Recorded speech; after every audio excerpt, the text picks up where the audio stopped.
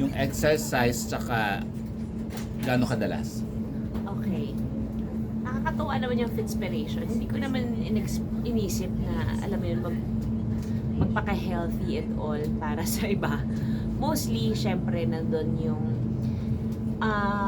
sa edad natin, or sa edad ko, syempre nandun na iisipin mo yung mas healthy eating, more clean. Nagsimula ako mag-start ng detox mga 2 years ago. So, I'm on, most of the time, naka-supply yung food ko by Chechel. So, ginagawa niya ako ng food na talagang for may chakras, for Ayurvedic. Naniniwala kasi ako sa ganun.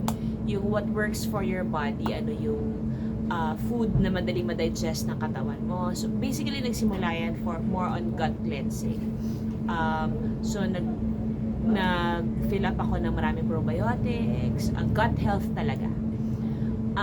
Kasi maganda yung naging effect niya sa akin. Gumanda yung pakiramdam ko, maayos yung gising ko sa umaga, nakakatulog ako ng maayos. So, basically, yung exercise, natigil ako ng matagal na panahon dyan, Mars. As in, matagal. Siguro mga ilang taon. Wala lang. Parang wala lang akong drive na mag-exercise. Dumating ako sa point na kung gaano ako kasipag mag-exercise dati, wala akong drive. Wala namang deeper meaning. Walang deeper reason behind it. Wala lang akong gana.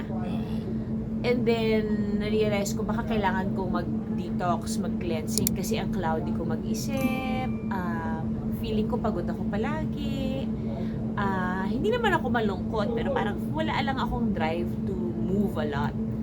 So, nag-start akong mag-detox, nag-start akong mag-gut cleanse, more clean eating, meaning more fiber first in the morning, na marami akong mga tinanggal na mga normal na kinakain ko during the day. Nagpalit lang ako ng mga ganap sa buhay.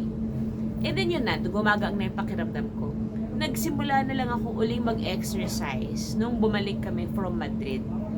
After everyday kasi for almost a month, halos 10,000 steps talaga kami ng mga bata tsaka ni Raido dahil sa activities ni Lucho. And then When's this? June. Itong 2024. Ito lang. Nung pagbalik ko, wala pa rin masyado. Pero nakuha ko na yung rhythm na, okay, kaya ko pala mag 10,000 steps. Nag-lose ako ng ilang pounds when we were in Madrid. And then, si Rai encouraged me na, yun nga, sinabi niya sa akin na, you have to move already.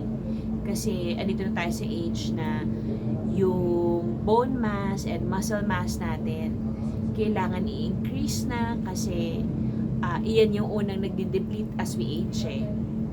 So, dun ko na okay, kailangan ko nang ikilos to, kailangan ko nang igalaw to, kasi kailangan ko nang pawisan, hindi ako pwedeng lagi na lang nagbabawas ng pagkain. And, dun na lang ako nagsimula uling mag-treadmill, mag-walking, marami na rin kasi hindi ako pwedeng gawin, hindi na ako pwedeng magbuhat masyado because of my back. Pwede ko na lang basically activities gawin. Swimming, pilates, yoga, walking. Wala na talaga yung mga ginagawa kong activities nung kabataan na pwede akong kung ano-ano, mag-trampoline, mag-weights, mag-heavy lifting talaga. Na ano na lang, basically, yung inspiration na lang on being healthy. Hindi na nga yung losing weight. Yung losing weight, naging bonus na lang siya. Yung being healthy, yung naging ko talaga, motivation ko. I wanna be healthy, I wanna be stronger. Kasi gusto kong makasabay sa activities ng mga anak namin. Gusto kong makipaglaro sa kanila. I want to spend more time with them. Gusto ko kahit pagod ako umuwi sa bahay, kinabukasan I can still wake them up in the morning. Kasi routine ko yun eh. Sila ang routine ko. Kahit anong oras ako umuwi from work, gising ako ng alas 5, gusto ko ako yung gumigising sa kanila, ako gagawa ng baon nila, andun ako sa breakfast nila, kahit kantok, hihintayin ko silang makaalis going to school. May times na maglalambing si Luna na ihatid ko siya. So yun kasi yung mga moments, Mars, na hindi mo talaga maibabalik.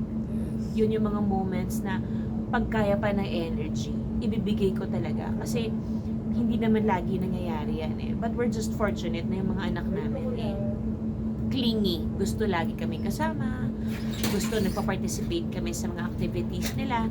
So, iyon yung mga bagay na napaka-priceless. Kaya ako tinatrabaho na maging healthy. Ano na lang, bonus na lang talaga yung pumayat. Pero syempre gusto natin yun, di ba? Huwag na tayo Yes. magplastikan dito. To be healthy Of and to course. live longer. Yes, yes.